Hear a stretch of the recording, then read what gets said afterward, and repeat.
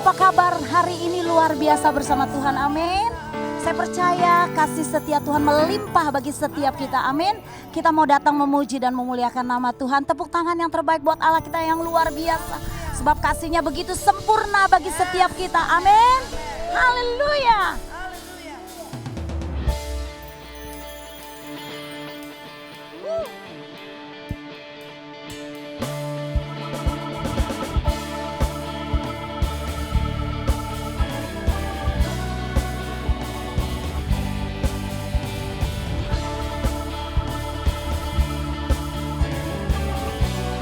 Sama-sama kita angkat suara kita.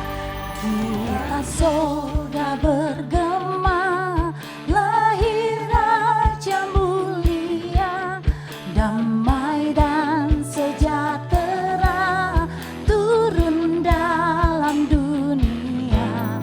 Bangsa-bangsa bangkitlah dan bersoraklah serta bermaklumkan kabar baik, lahir Kristus yang ajaib. Kita surga bergema, lahir Raja mulia. Amin. Dia adalah satu-satunya juru selamat kita. Haleluya.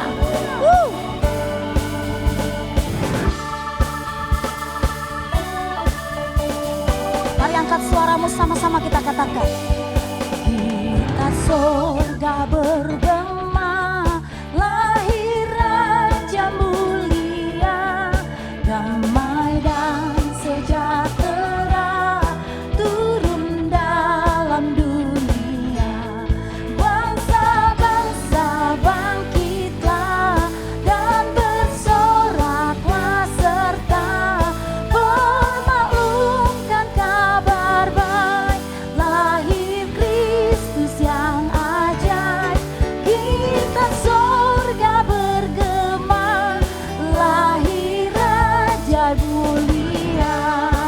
Saya minta ibu-ibu yang luar biasa angkat sekali lagi pujian ini. Kita agungkan namanya, amin. Haleluya.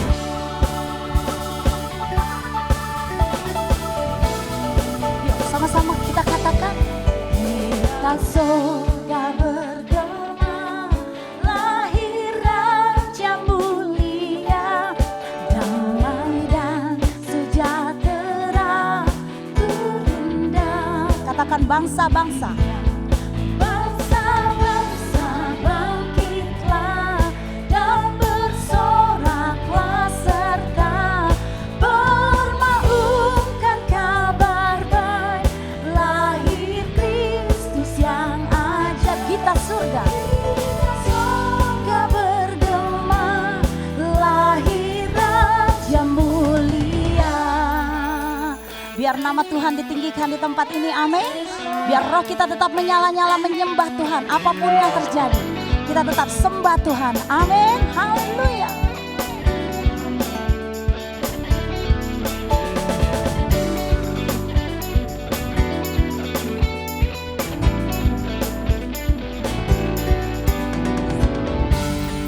Bangkitlah dan bersoraklah serta bermaklumkan kabar baik, lahir Kristus yang ajaib.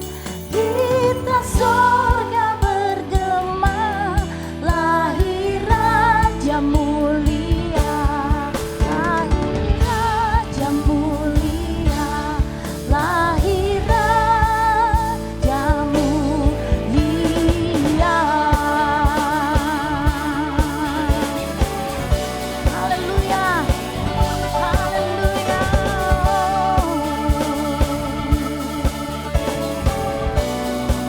Haleluya. Beri tepuk tangan yang meriah buat Allah kita yang luar biasa. Haleluya. Haleluya. Haleluya. Kami mau bawa korban syukur kami kepadamu ya Tuhan. Betapa baiknya Tuhan dalam hidup kami. Kami patut mengucap syukur untuk semua kemurahan dan kebaikan-Mu sepanjang hidup kami. Haleluya. Jesus, thank you Lord.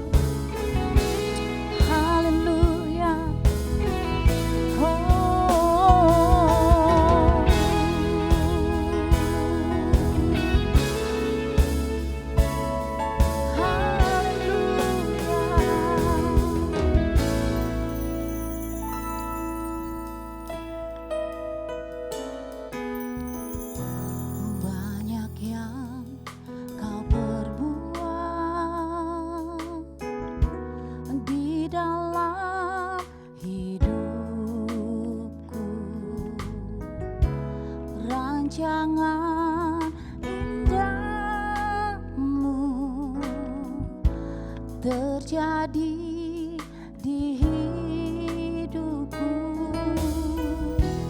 Bapa yang mengerti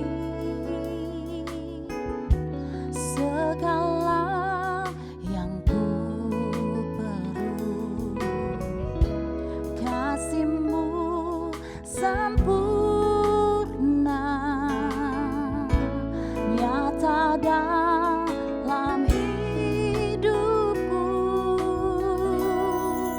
Ku bersyukur Bapa,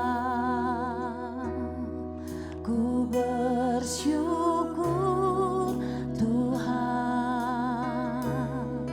buat kasih setia-Mu di dalam hidupku. Ku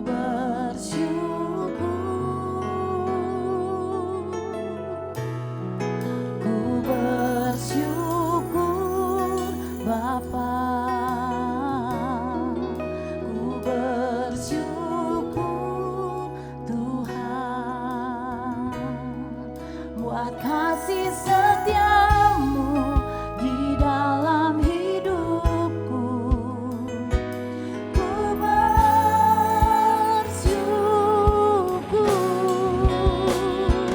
Tuhan.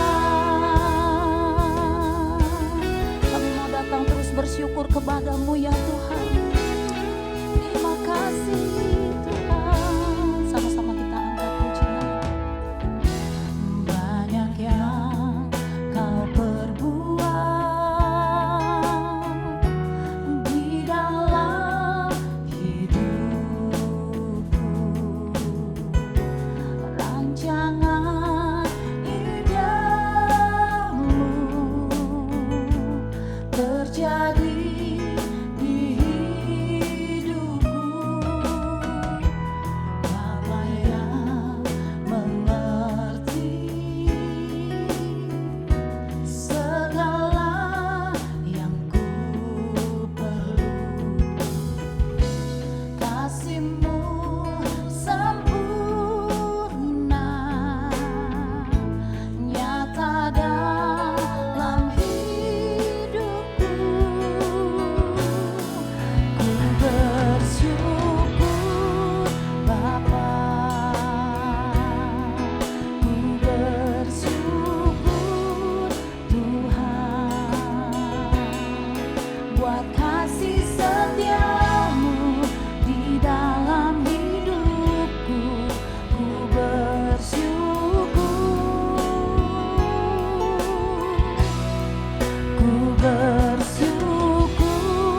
Bapa, ku bersyukur Tuhan buat kasih setia-Mu di dalam hidupku. Ku bersyukur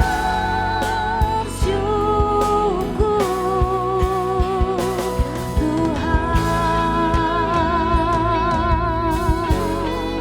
Kami tidak akan pernah gentar Tuhan, sebab Engkau beserta kami ya Bapa.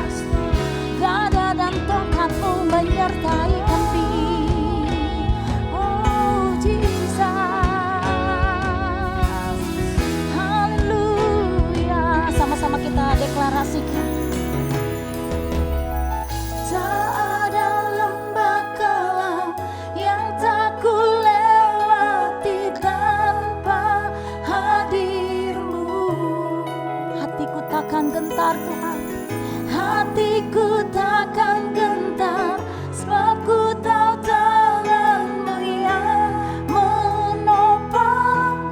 Tak ada lembah kelam, oh tak ada lembah kelam yang tak ku lewati tanpa hadir-Mu. Hati kami takkan pernah gentar Tuhan, hatiku takkan gentar, sebab ku tahu tangan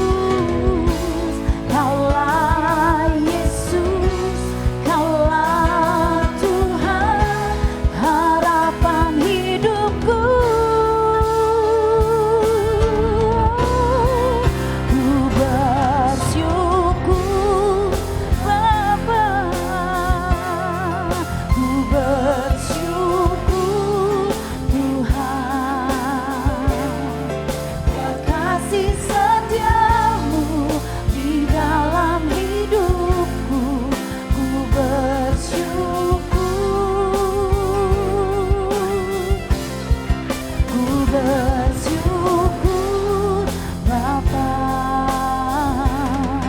ku bersyukur Tuhan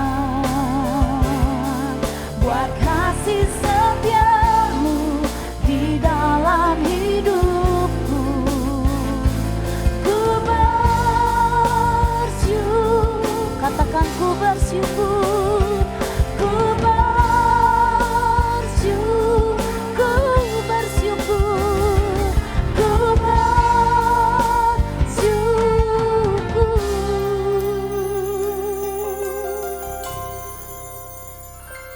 Tuhan, mari angkat pujianmu kepada terima kasih. Sama-sama angkat suaramu. Sembah dan puji Dia, sembah dan puji Dia, sembah dan puji Dia, serah. Katakan sembah dan puji Dia, sembah dan puji Dia, sembah dan puji Dia, sembah dan puji Dia, Sang Raja. Biar ibu-ibu sendiri katakan sembah dan puji Dia, sembah dan puji Dia, sembah dan puji Dia, sembah dan puji Dia, sembah dan puji Dia, Sang Raja. Biar nama Tuhan ditinggikan, dimuliakan. Sembah dan puji Dia, sembah dan puji Dia, sembah dan puji Dia, Sang Raja. Sembah dan puji Dia, sembah dan puji Dia, Sang Raja. Sembah dan puji Dia, sembah dan puji Dia, Sang Raja.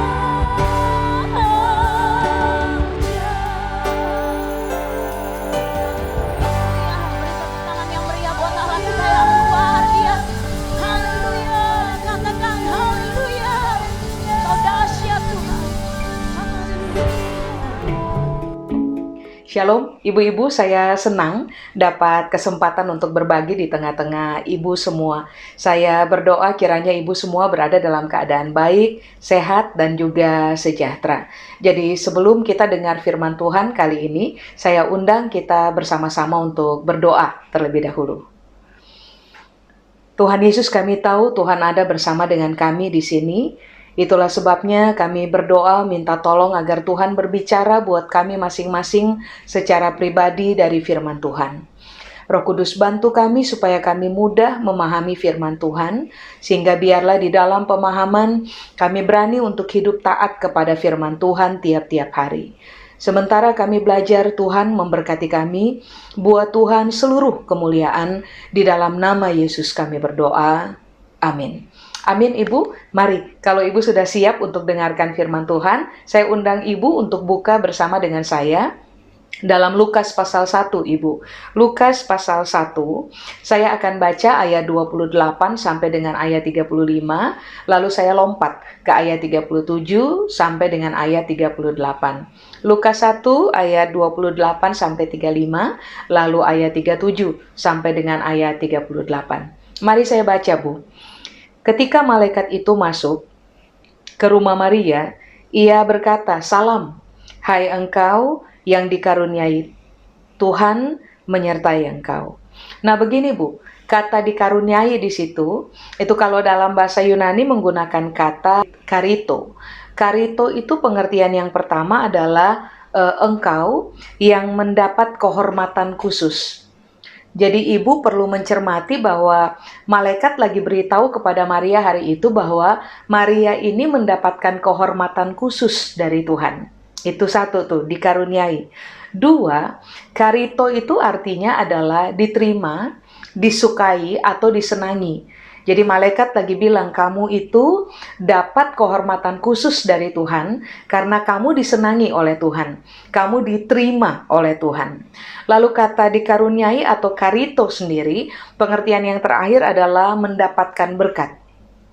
Nah jadi mari saya ulang, bayangkan Ibu, hari itu malaikat bilang kamu kepada Maria, kamu disenangi oleh Tuhan, kamu diterima oleh Tuhan, makanya kamu mendapatkan kehormatan khusus, kamu mendapatkan berkat. Jadi kisah Maria itu dimulai dengan sebuah pernyataan yang membesarkan hati.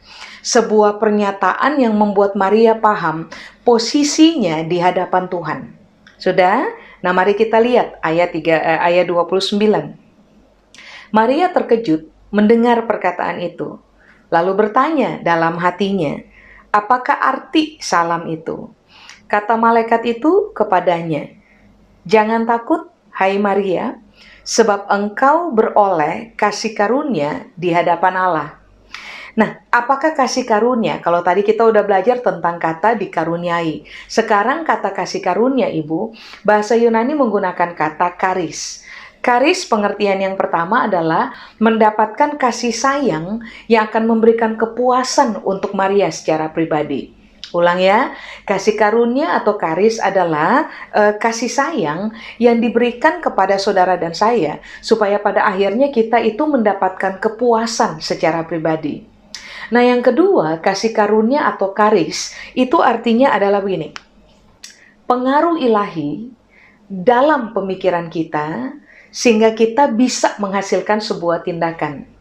Kalau saudara bertanya buat saya, bagaimana cara Tuhan mempengaruhi pikirannya kita sehingga kita bisa menghasilkan sebuah tindakan? Sederhana saja Ibu, melalui firman Tuhan. Makanya mengapa Alkitab mengajarkan buat kita dari sejak awal bahwa ibu dan saya perlu terbiasa membangun gaya hidup yang merenungkan firman Tuhan.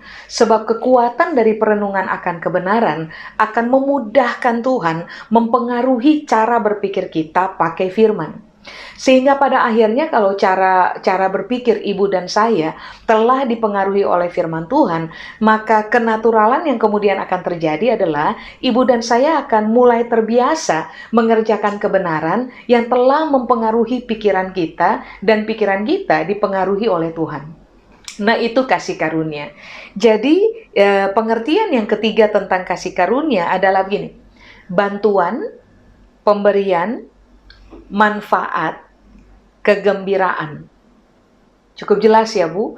Berarti malaikat lagi bilang sama Maria setelah malaikat kasih tahu buat Maria ayat 28 tadi, di ayat 30 ini yang malaikat bilang kepada Maria, mari jadi begini, jangan takut. Sebab Tuhan akan memberikan kasih sayang kepadamu sehingga kamu akan mengalami kepuasan di dalam. 2, jangan takut.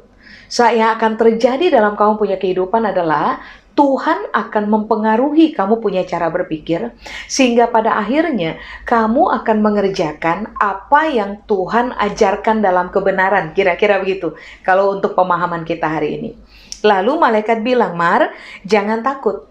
Sebab Tuhan akan memberikan kepada kamu bantuan, Tuhan akan memberikan pemberian-pemberian kepadamu. Dari apa saja yang kamu hadapi, kamu akan mendapatkan manfaat. Lalu yang terakhir, kasih karunia atau karis artinya kamu akan mendapatkan kegembiraan. Itulah sebabnya kenapa malaikat bilang, nggak usah takut. Jadi mari saya ulang. Sebelum akhirnya Tuhan melalui malaikat Tuhan membuka Tuhan punya rancangan utuh untuk disampaikan kepada Maria sebagai bejana, Tuhan melandasinya lebih dulu dengan sebuah landasan kebenaran, landasan berpikir benar di dalam Maria. Sebab begini Ibu, kalau landasan berpikirnya salah, yang akan terjadi adalah respon kita salah. Tetapi kalau landasan berpikirnya sudah terbangun dengan benar dari sejak awal, maka respon yang kemudian akan keluar dari kehidupan kita dan juga keluar dari kehidupannya Maria, itu akan benar. Sehingga pada akhirnya kita bisa terlibat sebagai bejana yang akan dipakai oleh Tuhan untuk membiarkan seluruh rencananya terlaksana mutlak dalam kehidupan kita. Cukup jelas ya Ibu? Lah mari kita sekarang lihat di ayat 31.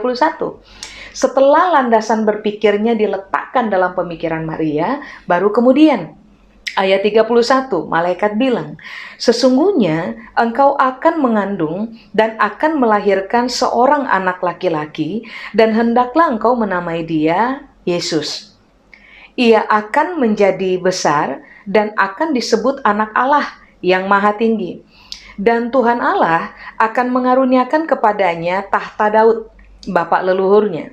Dan ia akan menjadi raja atas kaum keturunan Yakub sampai selama-lamanya, dan kerajaannya tidak akan berkesudahan. Kata Maria kepada malaikat itu, bagaimana hal itu mungkin terjadi karena aku belum bersuami? Jadi mulai terjadi tuh Bu, mulai terjadi tabrakan dalam logika berpikirnya Maria.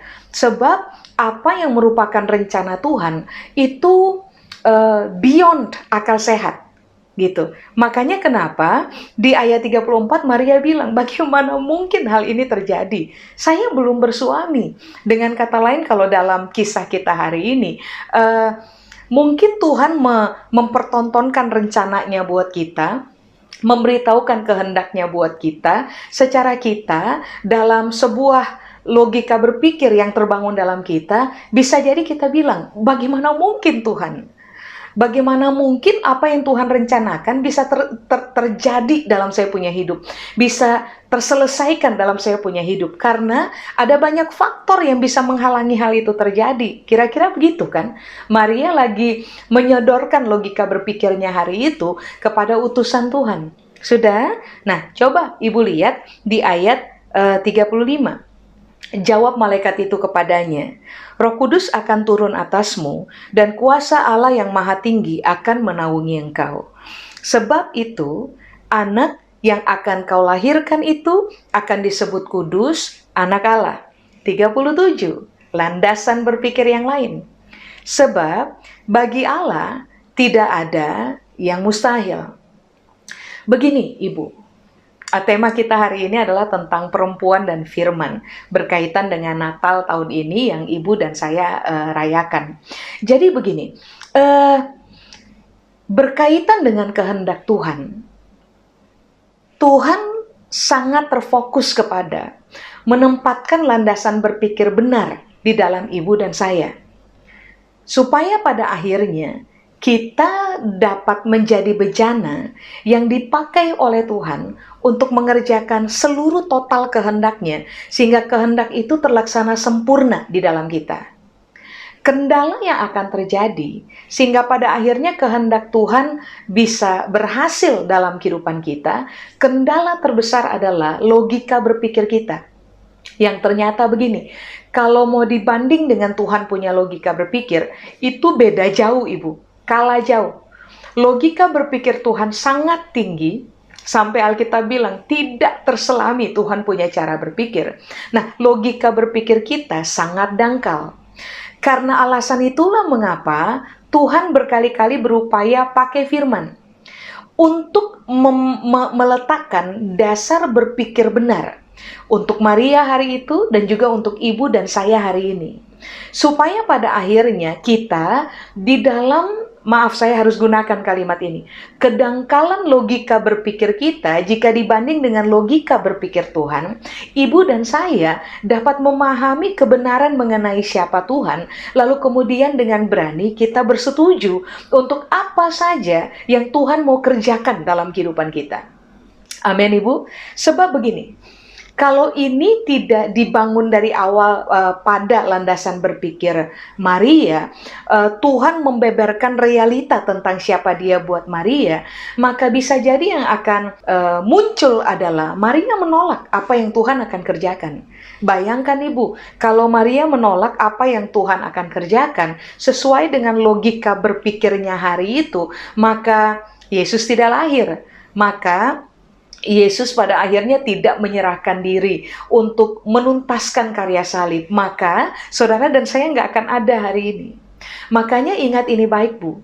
Tuhan, sebagaimana Tuhan punya rencana bagi semua orang, bagi dunia, melalui Maria sebagai bejana. Ibu perlu paham betul, saya juga perlu paham betul, bahwa Tuhan juga punya rencana atas kehidupan orang-orang di sekeliling kita, atas kehidupan siapa saja, yang nantinya Tuhan akan menjadikan kita sebagai bejana untuk begini, menuntaskan kehendak Tuhan, supaya pada akhirnya orang-orang bisa melihat Tuhan dan karya Tuhan dengan lebih nyata dalam kehidupan kita. Saya ulang, kendalanya adalah logika berpikir yang tidak berselaras dengan kebenaran. Makanya kenapa ibu dan saya perlu kembali kepada firman, supaya pada akhirnya logika berpikir kita bisa memahami siapa Tuhan, bagaimana rencananya, lalu berani bersetuju dengan Tuhan, dan berani memposisikan diri pada posisi yang benar. Coba, malaikat hari itu di ayat 37 bilang, bagi Allah tidak ada yang mustahil. Kata mustahil di situ Ibu, dalam bahasa Yunani menggunakan kata adinateo. Adinateo itu artinya adalah begini Bu, tidak punya kuasa, tidak punya kekuatan, tidak punya kemampuan, dan tidak bisa menyelesaikan apa saja. Itu adinateo. Nah, sedangkan ini yang malaikat bilang sama Maria, Mar, tahu nggak? Kalau toh untuk manusia mustahil, nah untuk Tuhan tuh nggak ada yang mustahil. Berarti malaikat lagi bilang, Tuhan itu punya kuasa untuk bikin apa saja, Mar. Tuhan itu punya kekuatan untuk bikin apa saja. Dan kalau Tuhan sudah memulai sesuatu, maka Dia berkekuatan dan Dia juga berkuasa untuk menyelesaikan apa yang Dia sudah mulai. Jadi kan hari itu begini, Bu. Ibu harus garis bawahi dari ayat-ayat yang paling pertama. Alkitab bilang bahwa Maria itu mendapatkan kehormatan khusus. Maria diterima oleh Tuhan, Maria disenangi oleh Tuhan, lalu Tuhan memberikan kepada Maria berkat. Secara bagi kita hari ini, kata berkat itu kan identik dengan pemberian-pemberian yang bikin kita senyum kan Bu? Pemberian-pemberian yang membuat kita menaikkan ucapan syukur kepada Tuhan. Karena semula kita nggak punya sesuatu, lalu kemudian Tuhan memberikan pemberian-pemberian kepada kita, sehingga kita punya banyak hal dalam kehidupan. Nah, banyak orang percaya mengkaitkan kata berkat hanya dengan pemberian-pemberian yang menyenangkan dan tidak menguras air mata. Tapi kemudian akhirnya dari ayat-ayat yang tadi kita baca, kita paham betul bahwa salah satu bagian dari berkat dalam kehidupan kita, seperti yang dialami oleh Maria, adalah berkat yang akan mempertemukan Maria dengan beban yang berat dan juga dengan air mata. Nah, ini berat. Makanya kenapa kalau Ibu perhatikan tadi di ayat 30, malaikat sudah kasih landasan berpikir yang tadi saya bilang. Malaikat sudah bilang sama Maria, jangan takut. Karena Maria akan berhadapan dengan situasi yang rumit, keadaan yang susah, karena apa yang Tuhan hendak kerjakan bagi manusia, lalu kemudian Tuhan memutuskan untuk memilih Maria. Maria mendapatkan kehormatan khusus dari Tuhan untuk menjadi bejana, sehingga kehendak Tuhan terlaksana, Ibu. Jadi ini yang Alkitab berupaya kasih tahu kepada kita. Ibu dan saya harus seimbang. Berkat dari Tuhan sometimes bikin kita tertawa, senang. Tapi ada sebuah masa waktu ibu dan saya mendapatkan kehormatan khusus dari Tuhan, kita menerima berkat. Berkat itu akan membawa ibu dan saya kepada pertemuan dengan air mata, pertemuan dengan kesusahan. Tapi ingat, Alkitab udah bilang, kalau toh ibu dan saya mendapatkan kehormatan khusus, menerima berkat dari Tuhan, maka kasih tahu buat diri sendiri bahwa nggak usah takut. Sebab, ingat, di ayat 30 malaikat bilang, gak usah takut Mar, kamu mendapatkan kasih karunia. Apa tadi? Kasih karunia adalah kasih sayang dari Tuhan, bantuan dari Tuhan, pemberian dari Tuhan, manfaat dari Tuhan, kegembiraan dari Tuhan, dan gak usah takut. Sebab, yang nantinya akan kamu kerjakan dalam hidup, itu merupakan manifestasi dari pengaruh ilahi yang telah Dia kerjakan melalui firman dalam kamu punya pemikiran. Makanya begini Bu, waktu ibu dan saya harus berhadapan dengan situasi-situasi rumit, beban yang berat, tantangan-tantangan yang apa ya? Yang membuat kita harus bertemu dengan air mata. Ibu dan saya harus berani kasih tahu untuk diri sendiri. Tuhan tentunya sedang memberikan kepada saya kehormatan khusus. Tuhan tentunya sedang memberikan berkat untuk saya. Kalau saya ambil ini berkat, saya nggak perlu takut. Karena Alkitab bilang, kasih sayang Tuhan itu akan memberikan kepuasan untuk saya. Tuhan akan memberikan bantuan buat saya dari air mata yang bercucuran karena berkat yang harus saya terima berdasarkan kehormatan khusus dari Tuhan. Saya akan memperoleh manfaat dan saya juga akan memperoleh kegembiraan. Makanya malaikat bilang, nggak usah takut. Lalu kemudian malaikat meletakkan landasan berpikir, bagi Tuhan tuh nggak ada yang mustahil. Dengan kata lain, malaikat lagi bilang, Mar, kalau toh Tuhan memulai kisah ini dalam kamu punya kehidupan nantinya, kamu harus ingat bahwa anyway, Tuhan itu tetap berkuasa. Dia tetap punya kemampuan. Dia kuat. Dia bukan pribadi yang lemah. Sekali Dia mengerjakan sesuatu dalam kamu punya kehidupan, Mar, maka pekerjaan apapun yang Dia terlibat di dalamnya, pekerjaan itu akan selesai. Tujuan Tuhan akan terlaksana. Nah, hari ini ibu dan saya perlu membangun pemahaman yang sama. Kalau toh kita mendapatkan kehormatan khusus dari Tuhan untuk pikul beban berat, berhadapan dengan masalah-masalah rumit dalam kehidupan. Gak usah takut, ibu dan saya menerima kasih karunia dari Tuhan. Lalu kenapa kita gak perlu takut? Sebab ini yang harus kita kasih tahu untuk diri sendiri. Bagi Tuhan, tidak ada yang mustahil. Artinya, Tuhan Maha Kuasa, Dia berkekuatan, Dia bukan pribadi yang lemah. Kalau Dia memulai sebuah rencana dalam kita punya kehidupan, maka Dia berkuasa untuk menyelesaikan Dia punya rencana itu sampai kehendaknya terlaksana sempurna dalam kehidupan kita. Amin Ibu? Nah, mari sekarang kita lihat di ayat 38, kata Maria, sesungguhnya aku ini adalah hamba Tuhan. Jadilah padaku menurut perkataanmu. Lalu malaikat itu meninggalkan dia. Ibu lihat Bu, ibu perhatikan.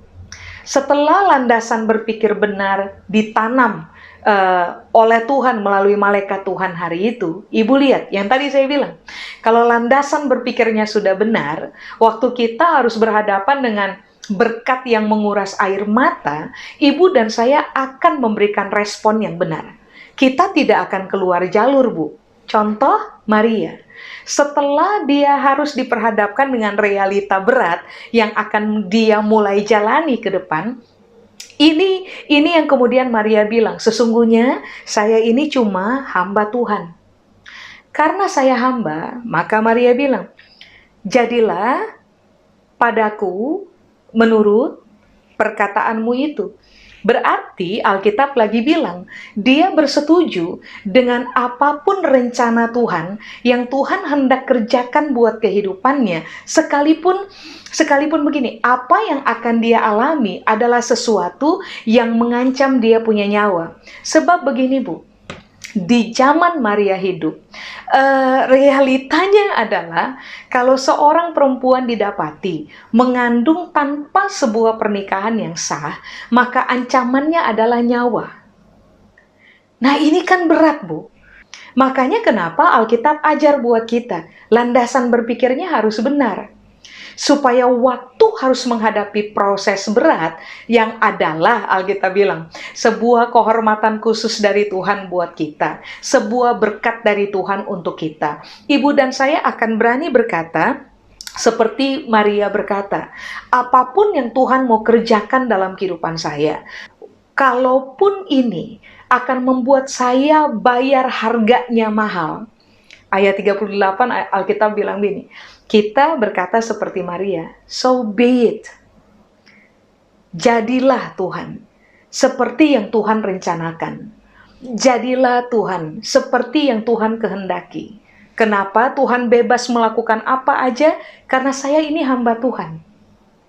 Nah begini Bu, kata hamba di situ, itu diambil dari kata dule.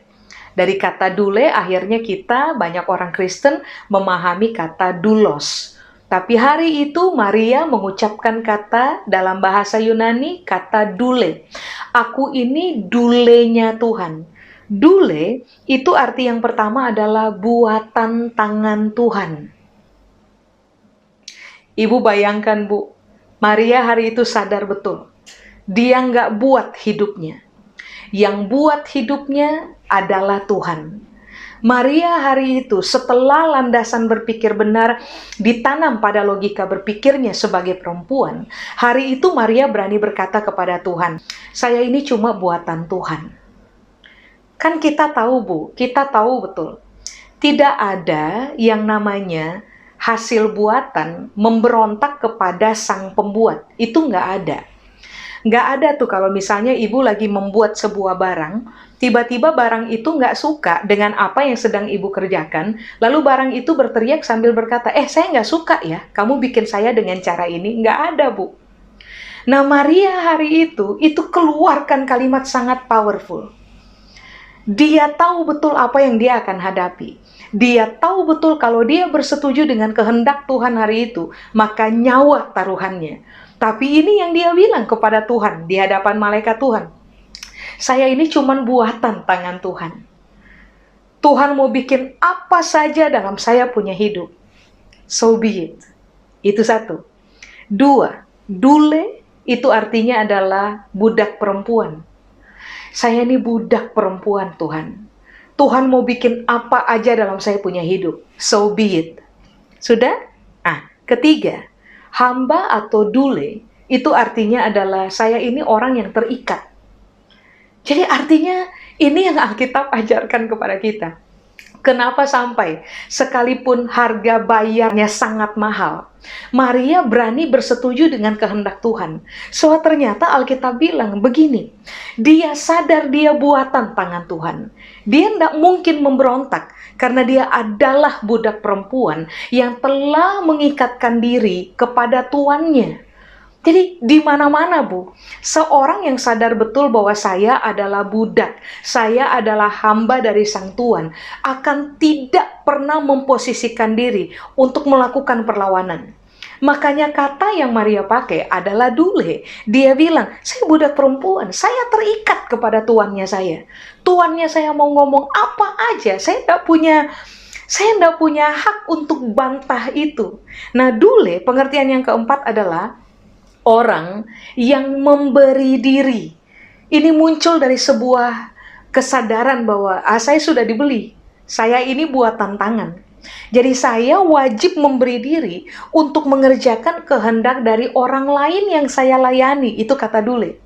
Jadi ibu bisa lihat kan Bu, bagaimana Maria memposisikan diri hari itu. Tuhan memberitahukan kehendak Tuhan. Tuhan memberitahukan bahwa Maria mendapatkan kehormatan khusus. Tuhan memberikan beberapa landasan berpikir benar di dalam Maria dan menegaskan kepada Maria bahwa Tuhan itu berkuasa dan berkekuatan. Nah, waktu menghadapi realita itu, Maria berani berkata, so be it. Tuhan mau ngomong apa aja, Tuhan punya perkataan apa apa aja, so be it. Kerjakan aja dalam saya punya kehidupan. Kenapa? Saya buatan Tuhan punya tangan. Saya ini cuman budak perempuan yang telah mengikatkan diri dengan Tuhan. Saya memberi diri untuk mengerjakan kehendak dari Tuhan yang adalah Tuhan dalam kehidupan saya. Nah begini Bu, kata perkataan pada ayat 38, itu bahasa Yunani menggunakan kata rema. Rema tuh artinya adalah suara apapun yang dihasilkan oleh suara tersebut dan memiliki arti yang pasti. Jadi rema itu kalau mau dibikin kesimpulan sederhana, rema adalah sebuah suara yang mengandung kepastian. Sudah? 2. Perkataan atau rema itu artinya adalah pernyataan pikiran seseorang yang diucapkan dalam kalimat. Jadi, dengan kata lain, rema itu adalah isi pikir yang Tuhan sampaikan, dan isi pikir itu berkaitan dengan sebuah kepastian. Makanya hari itu Maria berani bilang, saya ini cuman buatan tangan Tuhan. Saya ini adalah budak perempuan yang telah terikat dengan Tuhan, lalu memberi diri untuk mengerjakan semua perkataan Tuhan yang keluar dari pemikiran Tuhan dan mengandung kepastian. Jadi saya kasih diri saya untuk kerjakan apa saja yang Tuhan sudah pikirkan dan adalah sebuah kepastian. Makanya ini yang saya maksudkan Bu. Pada Natal kali ini, berkaitan dengan kita memperingati kelahiran Yesus Kristus, Ibu dan saya perlu reflect ulang gitu. Bahwa sebelum kelahiran Yesus Kristus, ada perempuan yang bertaruh nyawa, yang berani menyerahkan nyawa karena telah memiliki landasan berpikir yang benar.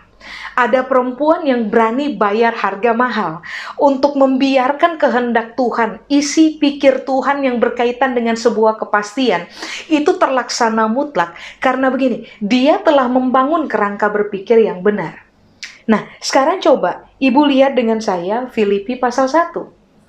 Mari saya baca ayat 29 sampai dengan ayat 30 Ibu.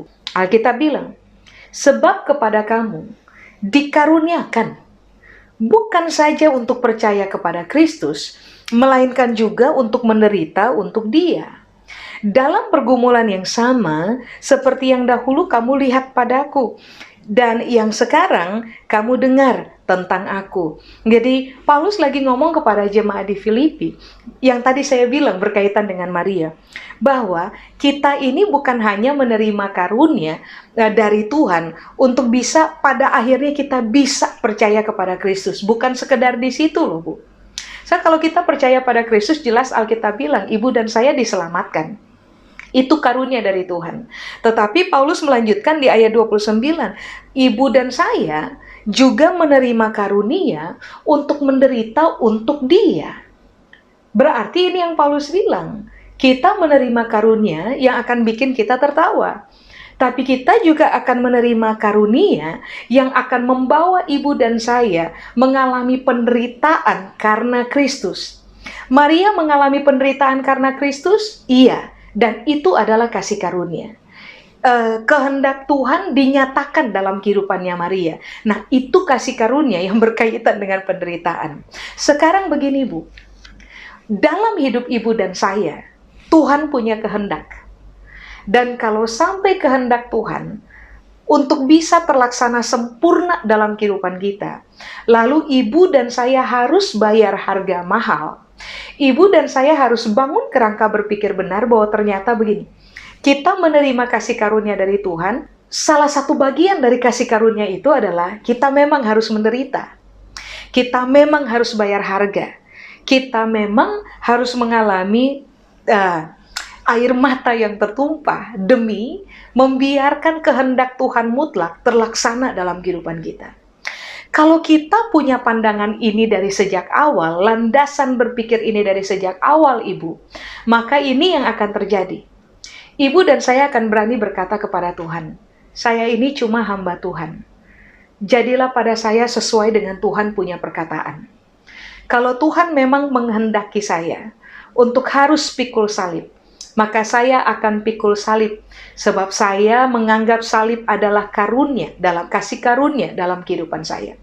Kalau toh saya harus melakukan penyangkalan diri berkaitan dengan Tuhan punya kehendak, dan itu menguras air mata, maka saya cuma hamba Tuhan. Jadilah pada saya sesuai dengan kehendak Tuhan. Kalau toh saya harus pikul beban berat, saya harus menghadapi proses berat yang lama, maka kalau ini adalah kehendak Tuhan, saya tahu betul Tuhan berkekuatan, Tuhan berkuasa, Tuhan punya kemampuan untuk menyelesaikan apa saja yang Tuhan sudah rancang dalam kehidupan saya. Tuhan akan memberikan bantuan kepada saya.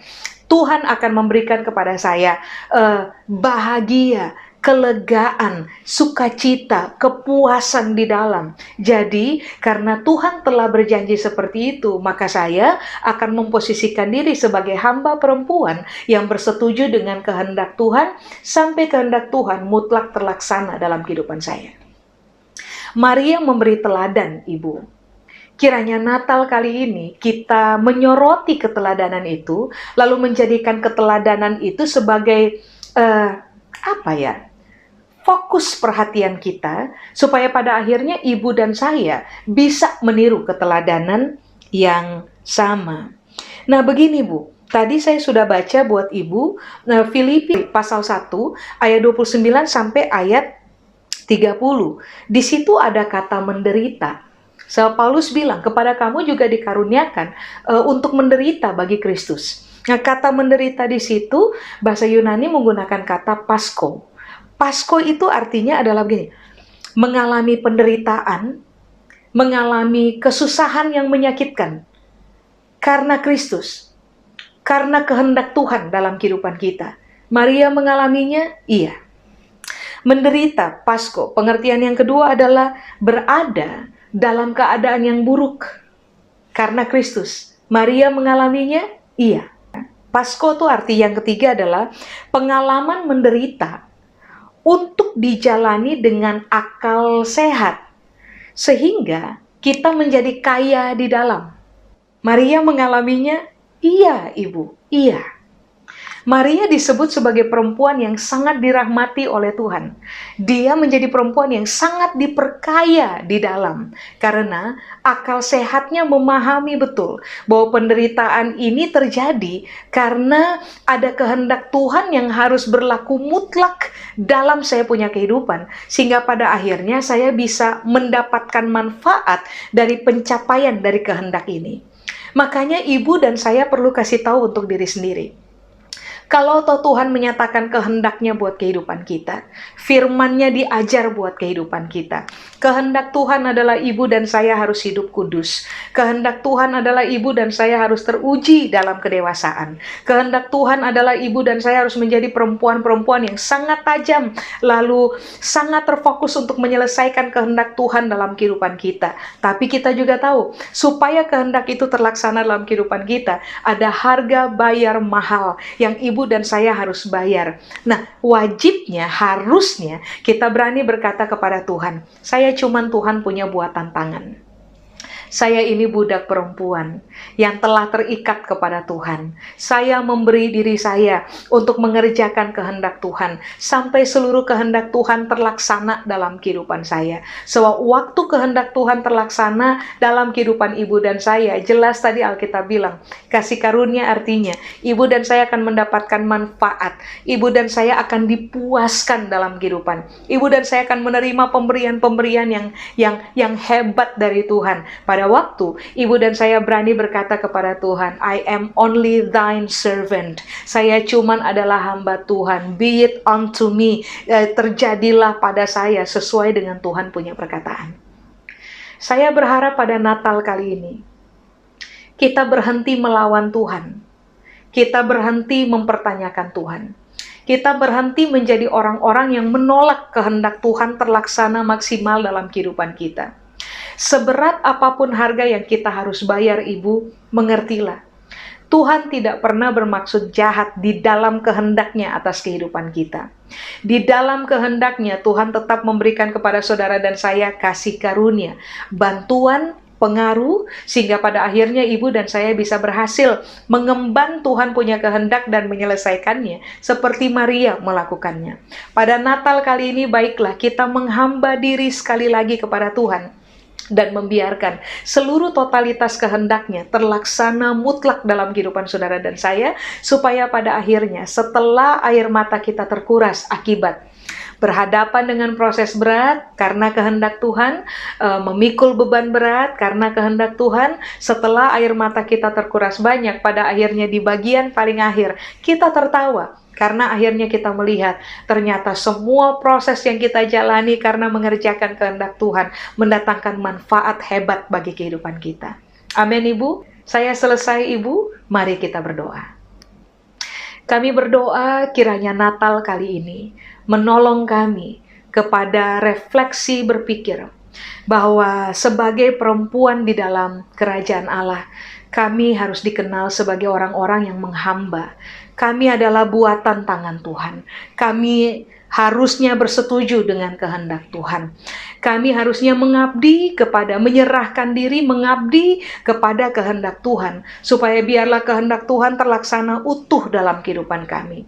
Kami tahu betul, di dalam kehendak yang sempurna itu, tidak ada celaka buat hidup kami. Kami hanya akan bayar harga mahal, tapi setelah kami bayar harga mahal di dalam ketaatan kepada kehendak Tuhan, kamilah yang akan tertawa di bagian akhir. Kamilah yang akan mengecap manfaatnya. Kamilah yang akan menemukan kepuasan di dalam Kristus karena berhasil menuntaskan kehendak Tuhan dalam kehidupan kami.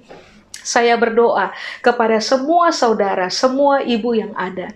Tuhan, kasih karunia-Mu kiranya bekerja dengan sempurna di dalam kami. Pengaruh ilahi-Mu kiranya mempengaruhi isi berpikir kami. Supaya pada akhirnya dalam tindakan-tindakan kami tiap-tiap hari merupakan tindakan-tindakan yang terfokus hanya untuk mengerjakan kehendak Tuhan. Saya berdoa untuk semua saudara yang sedang mengerjakan kehendak Tuhan lalu harus bayar mahal.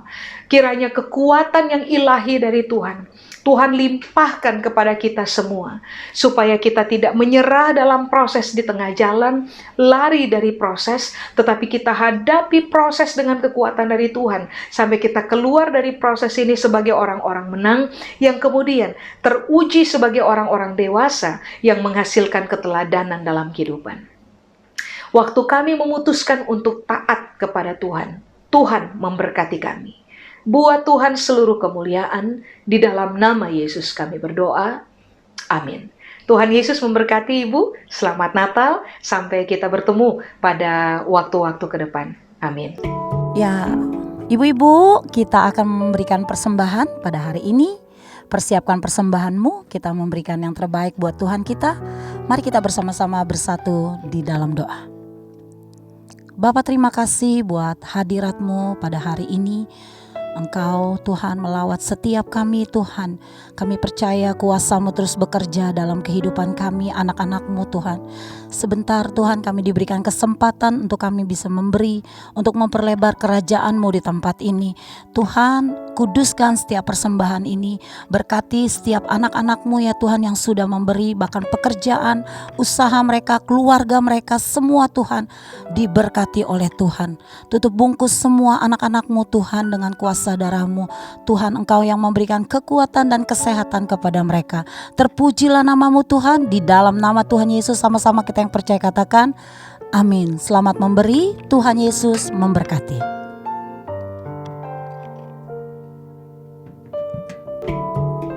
Kita akan menyelesaikan ibadah Women in Christ kita. Mari saya mengundang para wanita untuk bangkit berdiri dimanapun kau berada. Buka hatimu, angkat kedua tanganmu. Kita akan menerima berkat dari Tuhan. Aku berdoa buat semua para wanita yang menyaksikan dan mengikuti ibadah ini Bapa. Karena Engkau mencurahkan berkat, damai dan sejahtera dan sukacita, perlindungan dan kasih setiamu menyertai, kesembuhan, bahkan juga berkat secara materi tersedia buat semua anak-anakmu. Sebab Bapa tidak pernah lalai untuk menepati janjinya, mulai daripada hari ini sampai selamanya.